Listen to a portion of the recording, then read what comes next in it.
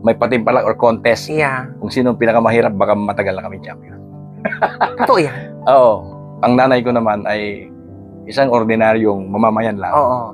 Na isang kahig, isang tuka. Kung walang kita ngayon, wala kami pagkain bukas. Parang gano'n. Ano ba pangarap ng isang Glenford noon? Maging sundalo. Sundalo. Maging sundalo, maging general. Dahil? Kasi ina-idolize ko yung kuya ko. Yung roots ko, hindi naman kami mayaman or hindi kami kilala sa lipunan natin. Pero nakilala ang pamilya mo dahil sa kuya mo. Yes, siya ang Diba? nagdala lahat. Yes. Oo. Yung paninindigan niya na very straight. Kahit kamag-anak namin nun, pag involved sa mga lalo na pag involved sa drugs, Ay, ganon. ayaw Oo. niya. Oo. Hindi pwede. Ang goal ko, para makapasok dyan or manalo, is makaupo ko sa kongreso Yes. at Oo. makakapag-sponsor ako ng panukalang batas na dapat maisa batas. Oo. Kasi hanggang ngayon, wala pang batas na nakakasakop sa TNVS. So after noon, di ba, natapos ang eleksyon, kamusta na si Glenn? Doon, muntik ako nawala. Bakit? Kasi after ng eleksyon, wala na pinabayaan na ako. Oo. Akala nila dahil nakikita nila, mayabang nga di ba? Akala nila lagi akong meron. Oo. Akala nila lagi akong matapang, Oo. laging masaya. Parang wala akong karapatang maging malungkot. Ay. Kasi yung mga dating hindi ko nagawa ko. Yung dating ako yung nakikipag-agawan. Okay. Sa perang isinasaboy sa ere. Eh, ganon. Oo. Ako na yung nagsasaboy. Wow. Naging inspirasyon ko is yung hirap. Yung lumaki ako sa hirap. Yung pangmamata ng mga tao. Yung pangmamaliit nila sa akin. Hinubog ako ng panahon. Oo. Pinatibay ako ng panahon.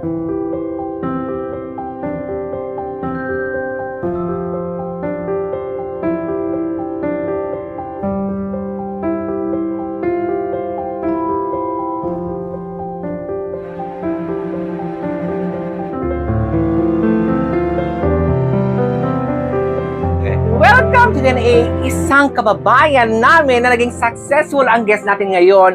Ano ang kanyang inspirational story? We have Glenford Artus! Hi! Hello! Kumusta? Magandang araw sa inyo lahat at sa iyong mga taga-subaybay. Glenford, alam mo, napaka-inspirational ng iyong kwento. Diba? Gusto siyempre malaman ng marami, lalo na sa ating kababayan, kung paano ka naging successful. Pero bago yan, sino ka ba noon? Si Glenford noon ay pinanganak na mahirap, anak ng isang tindera ng adobong mani. Talaga? Oo, single mom. So pinalaki kami ng nanay namin with their own special ways. Yes. Oo, ganun siya ka resourceful. Ano ba pangarap ng isang Glenford noon? Maging sundalo. Sundalo? Maging sundalo, maging general. Kasi ina-idolize ko yung kuya ko. Kuya Dati. mo is si General Artus. Artus. Okay. Yung kung paano siya, kasi bago siya naging PM mayor is conductor din siya ng jeep. So nagsimula sa talaga humble from beginning. ranch. Oo. From ranch. Kasi hindi naman kami mayaman kung saan na noon may patimpalak or contest. Yeah. Kung sino ang pinakamahirap, baka matagal na kami champion.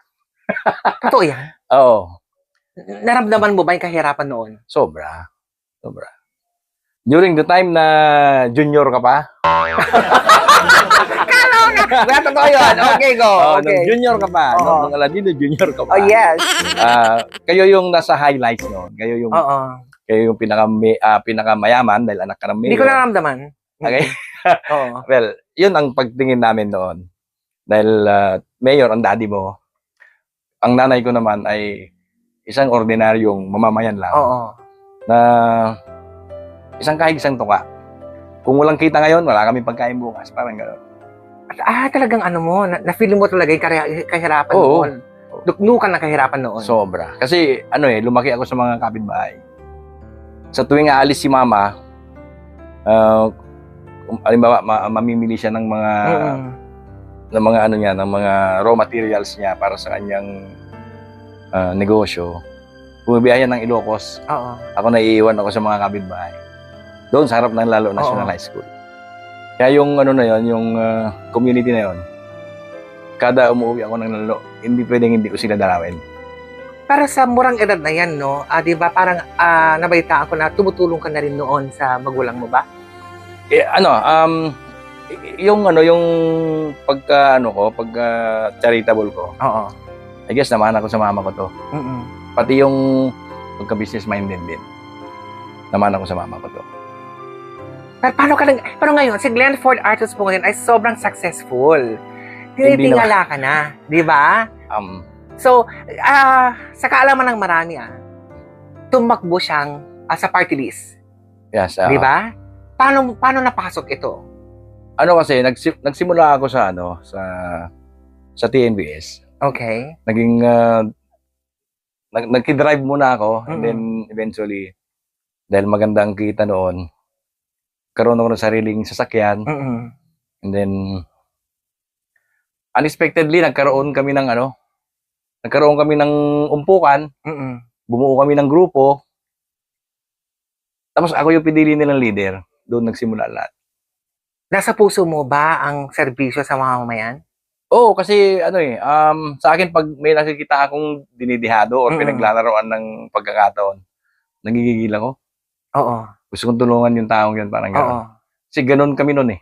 Oo. Hanggang ngayon naman, ang pagtingin sa akin ng mga kababayan natin na hindi nakakaalam kung ano yung kwento ko, gano'n pa rin tingin nila sa akin. Bastardo, Oo. basagulero, basta lahat ng masama tungkol sa akin. Teka lang ba, yung image na yon parang nanatili na hindi na nabura sa atin. Oo, yun na yung yun na yung parang trademark ko na itong taong ito ay ubod ng yabang. Oo. Ganon. Wala namang binat. So, ibig sabihin, hindi ka nila kilala? Hindi naman kasi ako pala kwento. Oo. Kasi pag umuwi ako sa Lalo, pinapakiramdaman ko kung may alam sila tungkol sa akin. Parang wala. Oo. Kung ano yung treatment nila sa akin dati, ganun pa rin. Yung pa rin pinoportray ko as ako. Kung pinagpala ka sana o napagpalaan ka na manalo, ikaw ay magiging Representative sana ako sa House of Representatives. malaking posisyon, Congressman diba? dapat. Oo. Kaso, sino ba si Glenn para iboto ng mga taga-Lalo? Pero hindi, kahit pa paano nakilala ka. Oo. Di ba? Nandun yung puso mo sa mga tao yun, ang nagudyok sa akin noon dahil na-expose ako sa Congress and Senate, kung paano makipagdiskusyon sa mga mambabatas. Kung paano mo ipaglaban, kung ano yung dapat gawin. So, ang doon ko na natutunan na kaya may batas. Dahil may mga gumawa ng batas. Yes. At sila na yun. Oo. Sila na yung mismong kausap ko, kadiskusyon ko, kapalitan ko ng mga impormasyon na pinagtatagpo-tagpo para maging ganap na batas ang isang bagay. Yun na pala yun. Pero hindi ka nagdalawang isip na pasukan ito? Nung in-approach ako tungkol dito, tinanong ko para saan? Para daw makompleto yung line-up. And then, what's next? Oo. Ano ang may ambag ko sa grupo? Oo. So, ang kailangan nila sa akin noon is the quantity. Yung laki ng network. Okay. Yung posibleng boto na kaya kong ibigay para dun sa party list. So, yun.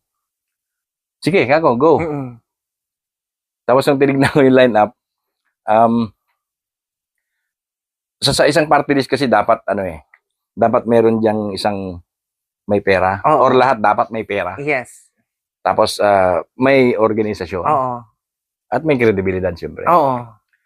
Yung yaman wala ako nun. Well, pero pag-usapan natin yung yaman mamaya. Yung kayamanan wala ako nun. Oo. Isa lang akong dakilang utusan. Ano yung mga challenges? Nung pinasok mo yan, mahirap ba ang politika? Mahirap kasi unang-una sa loob pala ng bakuran ng party list, marami ng controversies. Yes. Marami ng restrictions. Yung, alam mo yung gamitan? Oo. Nandun yun. Tapos nung kada mag-a-attempt ako na itong sektor ko, ang tutukan namin dahil itong TNVS is may naipanalo ng party list yan dati. Yes. So nagamit na yan para maipanalo. But ang isang ano ko noon, ang isang pinaka-goal ko para makapasok diyan or manalo is makaupo ko sa kongreso Yes. at makakapag-sponsor ako ng panukalang batas na dapat maisa batas. Oo. Kasi hanggang ngayon wala pang batas na nakakasakop sa TNVS. Talaga. Wala pa. Okay. So, Ayun. marami kang ginulat na tao, lalo na sa kababayan natin, nung bigla kang tumakbo.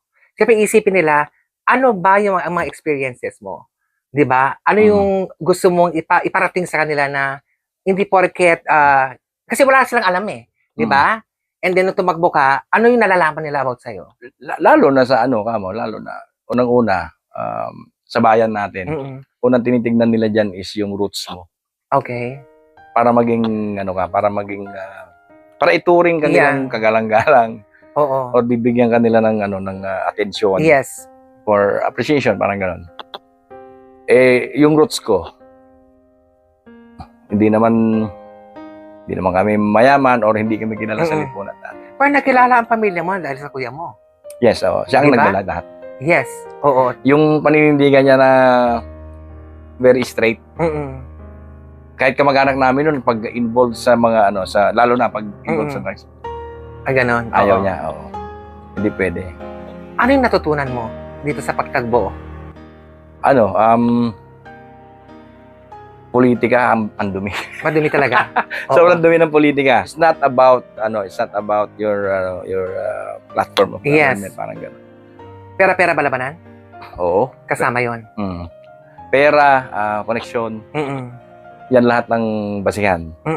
So, kahit nga ngayon, nakikita natin kahit hindi maayos yung pagkatao ng isang political leader, basta nandiyan na siya, nasa kanya yung power, Oo. nasa kanya yung wealth, Oo. yung influensya, Oo. the followers follow talaga. Ganun talaga. Oo, sobrang, which is nakakabahala After in the nun, next generation. yeah. So after nun, di ba, natapos ang eleksyon, kamusta na si Glenn? Doon, muntik ako nawala. Bakit? Kasi after ng eleksyon, wala na pinabayaan na ako. Oo. Natalo kami. So, si Glenn ay bumalik sa dating siya. Oo. Problemado sa pera, walang trabaho. Oo, meron akong 2 truck noon, pero wala naman akong pondo. So, hindi ko siya mapagalaw. Ay. Oo, okay. so stagnant. Kasi inabot din ng inabot din ng pandemic So, all in all, the whole investment ng 2 truck, wala lahat. Nawala. As in talagang bulusok from the very start. Paano mo na-handle yun? May kaibigan na nag-encourage sa akin. Kasi lahat ng nilalapitan ko noon, they don't believe. Wala kang tiwala. Kasi sobrang, minsan disadvantage din sa akin yung very strong personality. Akala nila dahil nakikita nila, mayabang nga di ba? Akala nila lagi akong meron. Oo. Akala nila lagi akong matapang, Oo. laging masaya. Parang wala akong karapatang maging malungkot. Ay. Oo. Yun ang tingin ng mga tao. Bakit ka ba napansagang mayabang sa atin? O balo, sabi nila, di ba? Bakit? Yan, sa'yo na nang galing yan Oo. Oo. Bakit?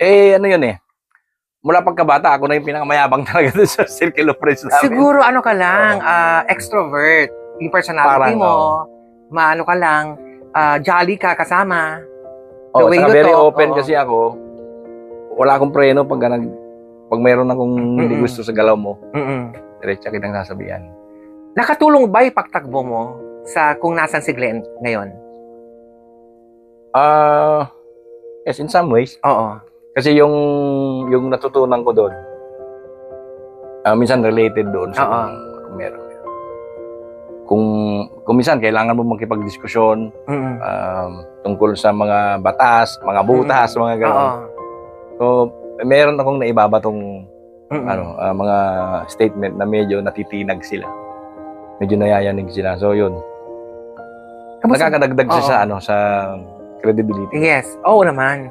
Kamusta ba ang suporta ng kababayan natin sa'yo, no? Nung Tumakbo ka.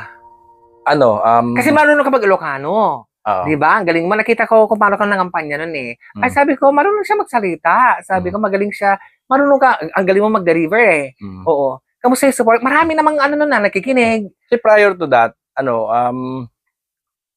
wala naman eh. Parang ano lang yun, ginawa ko lang yun dahil kailangan kong gawin. Oo. May mga may mga kababayan tayong distress OFW. Oo. May mga namatay. Mm-mm. At siyempre dahil sa koneksyon, Mm-mm. panahon ni Duterte yan. Madali ko na ipapakiusap. Okay. Nabigyan ng priority ito kababayan ko. Oo. At mabilis lang talaga. Kumpara mo sa normal process ng ano tawag doon. Kung paano mo iuwi yung isang distress OFW or yung namatay na Oo. yun, nagawa ko ng mabilis. Oo. Tapos, nagtataka sila, namamangha talaga sila. Mm. Pati ako, di ko na-expect, ni-request ko ngayon Lunes, Mm-mm. Merkules, pauwi na yung tao or yung Ay, buhay. ganon. Oo. At ina-assist ko sila hanggang sa pagbaba nung cadaver, kung sakaling patay yun, hanggang sa makarating. So, alam mo, parang marami ka ring natulungan eh. Kasi hindi ka tumakbo sa politika, si Glenn Ford ay kasi hindi alam ng karamihan, marami ka natulungan. Oo. Di ba? Marami. Oo. Hindi Hindi naman... mo lang binobroadcast. Hindi, kasi kung tutulong ka din lang, hindi mo naman kailangan ikwento eh. Oo. May mga may mga instances na kailangan mo siyang i-broadcast, kailangan mo siyang ipakita online to encourage others to do the same. Katulad ng pandemic. Dahil parang na out of place yung ang TNBS community. Hindi namin alam kung kanino kami lalapit na ahensya ng gobyerno. Ganon. Hindi kami pwede sa DOLE kasi hindi naman kami empleyado.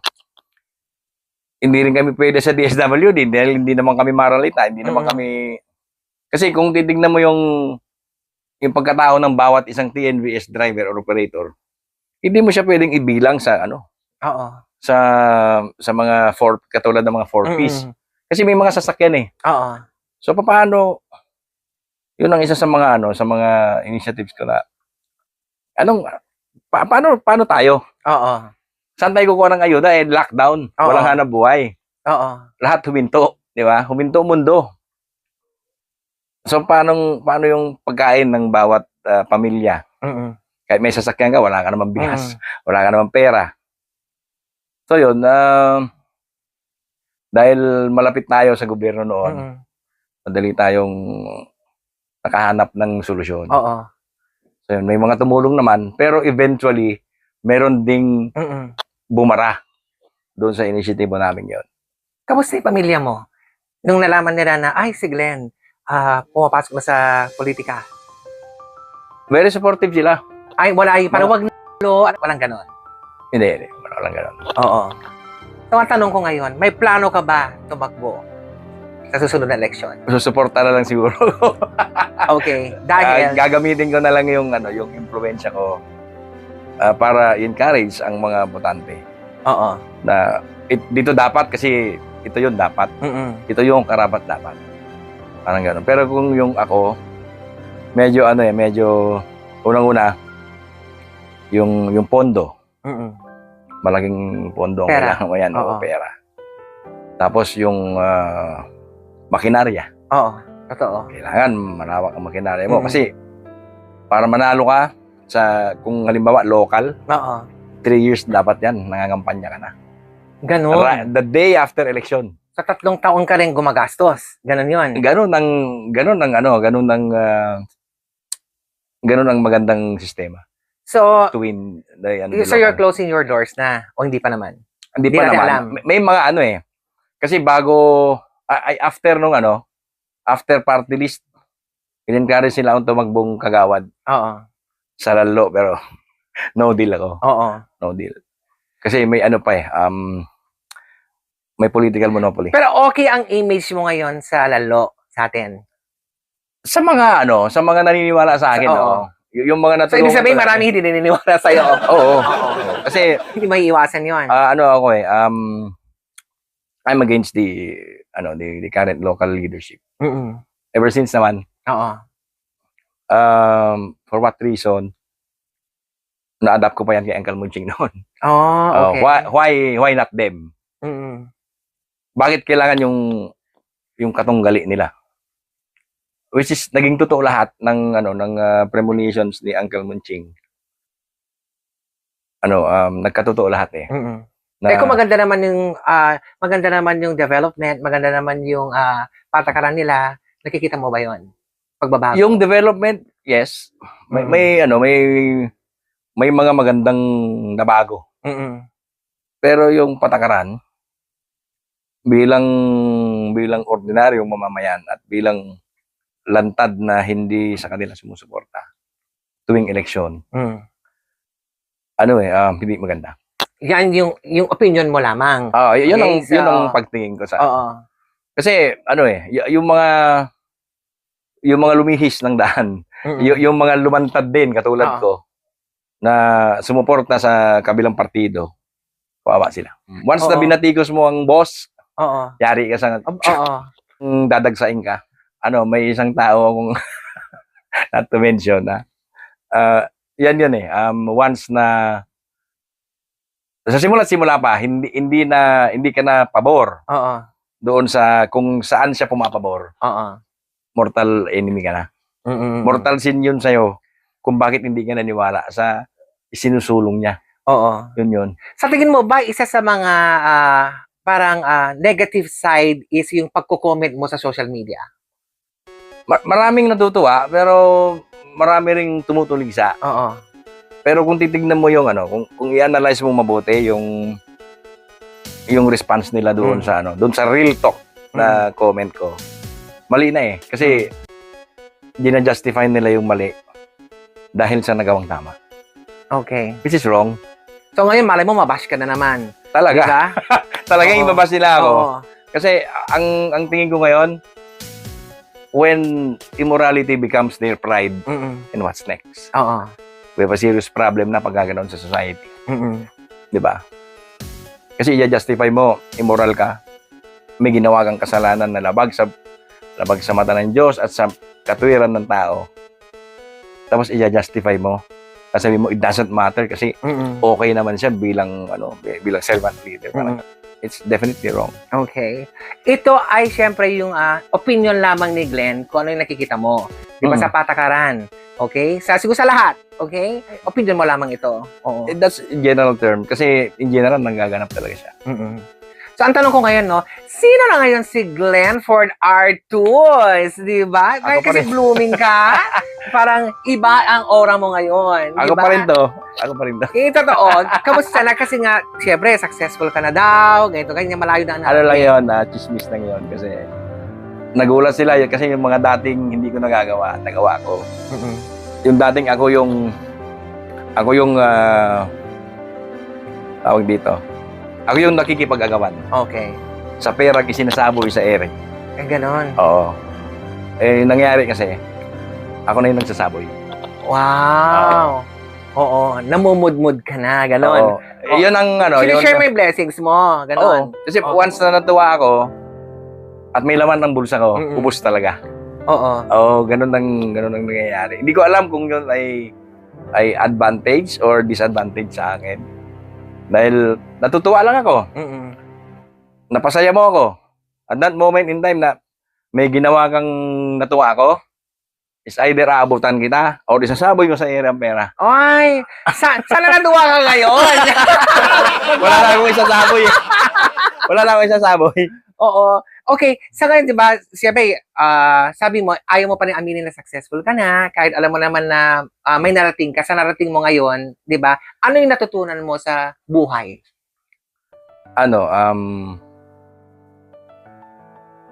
You cannot judge a book by its cover. Oo.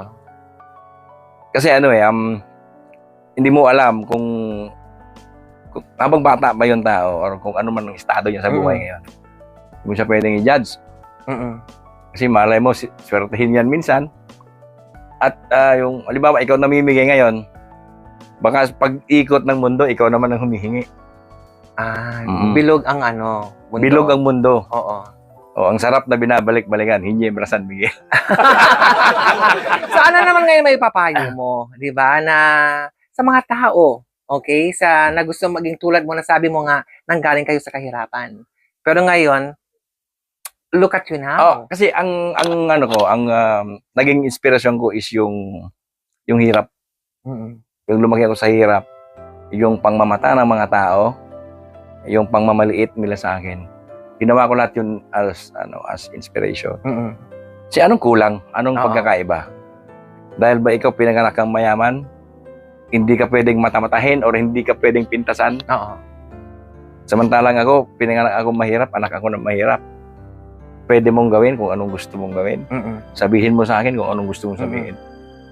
Yun ang yun ang mga bagay na nagpatibay sa akin. Kumbaga, hinubog ako ng panahon. Oo. Pinatibay ako ng panahon. Lahat ng kaalaman ko, hindi ko yun natutunan sa eskwelahan kasi high school lang Oo. ang natapos ko. Mm. Kahit kulang ka sa pinag-aralan or wala kang pinag-aralan, pwede ka magpasahod ng abogado de Campanilla. Parang Oo. gano'n. Kasi hindi naman ako yung professional. Professional driver lang ako pero wala akong titulo, wala akong diploma. Pero yung nung nagkaroon ako ng sariling negosyo at kumpanya, so kailangan marunong ako sa accounting. Oo. Ano bang malay ko doon? Mm. Nag-hire ako ng accountant. Oo. Kailangan ko ng abogado. Hindi rin naman ako abogado. Di nag-asundo ako ng abogado. So, ibig sabihin, yung katwiran ni Duterte na yung mga yan, sabi niya, di ba? Mm. Mga valedictorian yan. Mm. Mga cum laude.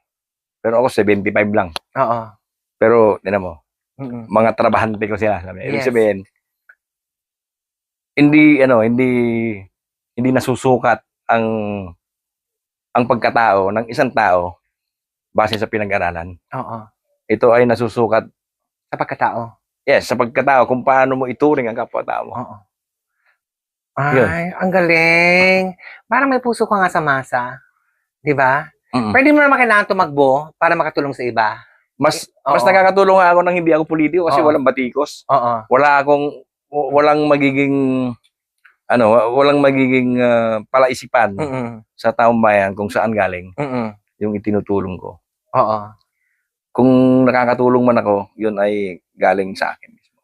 Wow. Sa pinaghirapan ko. Palakpakan kita Oo. dyan. Kung meron kung kailangan ko man ng ayuda or kailangan ko ng karagdagan Mm. at may malalapitan naman ako sa gobyerno, Oo. hindi lalapit ako. Oo. Ilalapit ko yung tao na lagpas doon sa kakayanan ko. Oo. Hahanap ako ng taong akma doon sa pangangailangan. Yes. Oo. O last na lang, no? Mensahe mo sa pamilya mo. Pamilya ko, sa mga anak ko, siyempre, sana maging maayos kayo bago ako mawala. Matanda na rin ako. Gusto ko lang umiral sa inyo yung pagmamalasakit sa bawat isa. Dahil sa dulo ng lahat ng challenges sa buhay, wala kayong ibang makakapitan, kundi kayo lang. Ay, ang galing.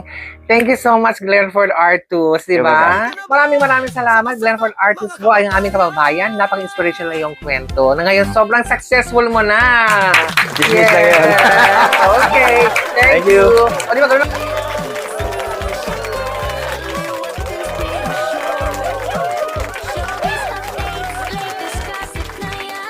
Pagsusuri ng buhay, mga kwento ng tagumpay. Tutok na sa DNA Channel, mga showbiz updates, never miss a thing.